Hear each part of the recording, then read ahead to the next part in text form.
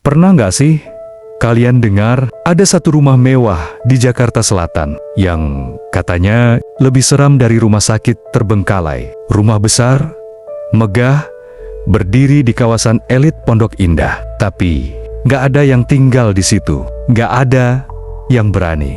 Siang hari kelihatan biasa aja, tapi begitu malam datang, suasananya berubah total. Lampu remang, pohon besar di depan rumah bergoyang pelan, dan jalanan tiba-tiba jadi sepi. Warga sekitar sering bilang, jangan lewat depan rumah itu kalau udah jam 12 malam. Kenapa? Karena katanya rumah itu nggak pernah benar-benar kosong. Ada cerita tentang penampakan, ada yang bilang pernah dengar suara tangisan dari lantai 2. Bahkan ada juga kisah sopir taksi yang menjemput penumpang di depan rumah itu, tapi penumpangnya menghilang begitu saja. Mitos, kebetulan, atau memang ada sesuatu yang menghuni rumah itu? Malam ini kita bahas salah satu cerita horor paling terkenal di Jakarta. Sebuah rumah yang menyimpan lebih banyak rahasia daripada yang bisa kita bayangkan. Rumah itu berdiri megah di salah satu kawasan paling elit di Jakarta, Pondok Indah.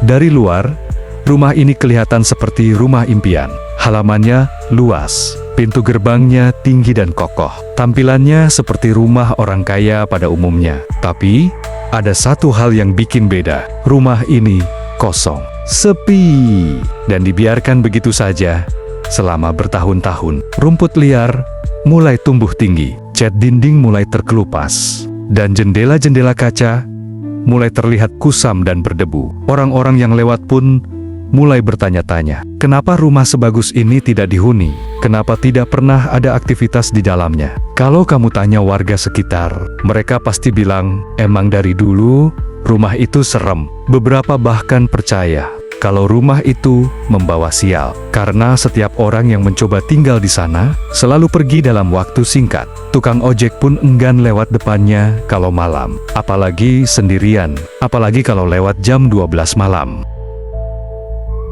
Cerita seram tentang rumah ini nggak muncul begitu saja. Salah satu kisah paling terkenal datang dari seorang sopir taksi yang bekerja malam hari. Katanya, waktu itu sekitar jam 1 pagi, dia lagi narik penumpang di sekitar Pondok Indah. Tiba-tiba, ada seorang perempuan melambaikan tangan di depan rumah kosong itu. Penampilannya rapi, berpakaian putih, dan wajahnya biasa saja. Sopir itu nggak curiga. Dia buka pintu belakang, dan si perempuan pun masuk. Dia bilang mau diantar ke Blok M. Tanpa banyak bicara, mobil langsung jalan. Tapi, anehnya, setelah beberapa menit berkendara, sopir itu merasa suasana di dalam mobil makin dingin, dan kaca spion tiba-tiba berembun. Pas dia lihat ke belakang, kaget bukan main. Bangku belakang kosong, penumpangnya hilang. Padahal dia merasa jelas-jelas tadi ada yang duduk. Seketika itu juga, dia injak rem dan keluar dari mobil. Badannya gemetar, keringat dingin keluar semua. Sejak kejadian itu, dia berhenti narik malam. Dan katanya, sampai sekarang, dia masih sering mimpi didatangi perempuan yang sama. Bukan cuma sopir taksi yang punya pengalaman aneh, penjaga keamanan di kompleks itu juga punya cerita sendiri. Sebut saja namanya Pak Rudi. Beliau udah kerja di sana lebih dari 10 tahun, dan rumah Pondok Indah itu selalu jadi titik paling dia hindari saat patroli malam. Pak Rudi bilang, setiap lewat depan rumah itu, dia selalu merinding tanpa alasan. Padahal udaranya nggak dingin, tapi bulu kuduk bisa berdiri sendiri. Yang paling gak bisa dia lupakan adalah suara langkah kaki yang sering terdengar dari lantai 2 rumah itu. Langkah kaki pelan, seperti seseorang berjalan bolak-balik. Kadang diselingi suara pintu kayu berderit, padahal rumah itu dikunci rapat dan gak ada siapapun di dalamnya. Suatu malam, Pak Rudi memberanikan diri mendekat. Dia nyenter ke arah rumah dari luar pagar. Tiba-tiba, lampu kamar mandi di lantai atas menyala sendiri. Padahal, jelas-jelas listrik rumah itu udah lama diputus. Dia langsung mundur dan gak pernah berani patroli sendirian lagi lewat rumah itu. apalagi setelah jam 12 malam. Waktu ditanya kenapa masih kerja di sana, Pak Rudi cuma bilang, selama nggak diganggu, mereka juga nggak ganggu.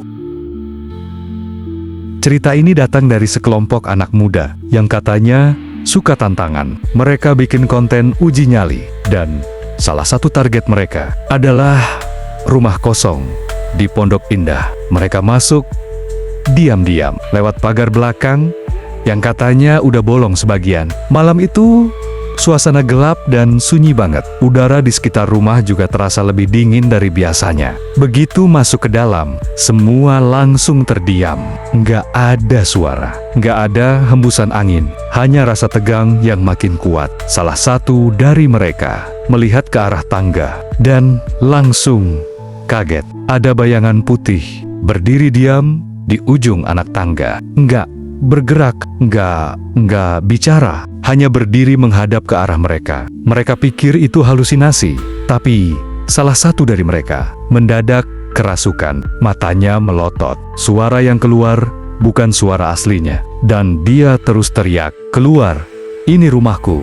Teman-temannya panik. Mereka langsung bawa dia keluar dari rumah itu dan dibawa ke orang pintar. Setelah itu, orang yang kerasukan tadi jadi pendiam, susah tidur, dan kadang masih suka bicara sendiri. Katanya, sampai sekarang, dia masih sering mimpi kembali ke dalam rumah itu.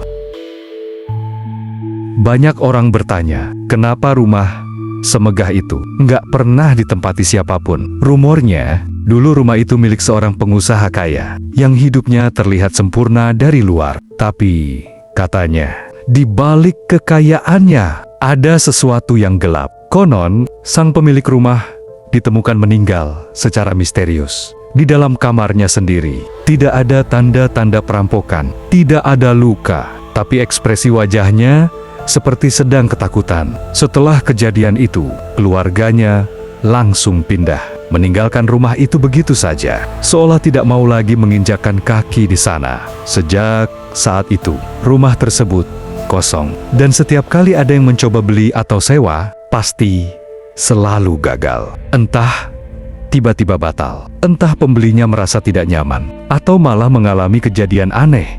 Saat survei lokasi, ada seorang pengusaha properti yang pernah mencoba renovasi rumah itu, tapi para tukang kabur satu persatu karena merasa diawasi, dan beberapa mendengar suara perempuan tertawa. Padahal rumah sedang kosong. Akhirnya, proyek renovasi dihentikan, dan rumah itu kembali dibiarkan terbengkalai. Warga sekitar percaya, rumah itu memang tidak ingin dihuni. Ada energi yang menolak kehadiran manusia di dalamnya. Setelah bertahun-tahun rumah ini kosong, banyak teori bermunculan dari warga dan pecinta misteri. Ada yang bilang, rumah itu dibangun di atas bekas lahan pemakaman tua yang tidak pernah dipindahkan dengan benar. Mereka percaya, roh-roh yang dulu dikuburkan di sana masih gentayangan dan tidak suka tempat peristirahatan mereka dijadikan rumah mewah. Teori lain menyebutkan kalau pengusaha pemilik rumah itu pernah melakukan pesugihan yang melibatkan tumbal dan akhirnya menuntut nyawa sendiri sebagai balasan. Beberapa orang juga percaya bahwa rumah ini sudah dikunci secara gaib oleh makhluk halus yang merasa itu adalah tempat tinggal mereka. Ada juga yang menyebut bahwa rumah ini dijaga oleh sosok wanita yang sering terlihat berdiri di jendela lantai 2, terdiam, mengawasi siapapun yang berani menatap balik. Bahkan paranormal yang pernah mencoba masuk, katanya langsung merasa ditolak. Seolah ada energi kuat yang bilang, kamu tidak diterima di sini. Karena semua kejadian aneh itu, rumah Pondok Indah ini gak cuma dianggap rumah kosong biasa, tapi sudah jadi salah satu ikon urban legend paling menyeramkan di Jakarta. Itulah kisah tentang rumah misterius yang berdiri megah di tengah kemewahan Pondok Indah.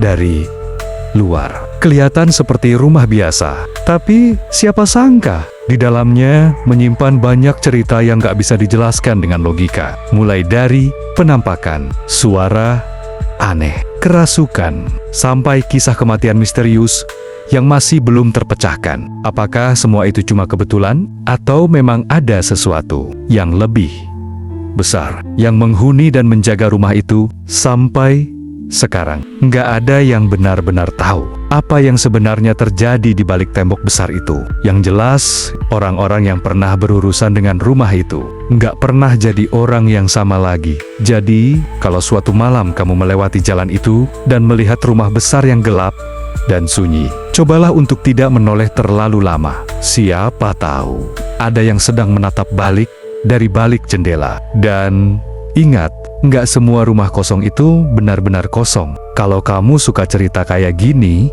jangan lupa like, share, dan tulis di kolom komentar. Cerita horor apa lagi yang harus kita bahas? Sampai jumpa di cerita selanjutnya. Dan selamat malam.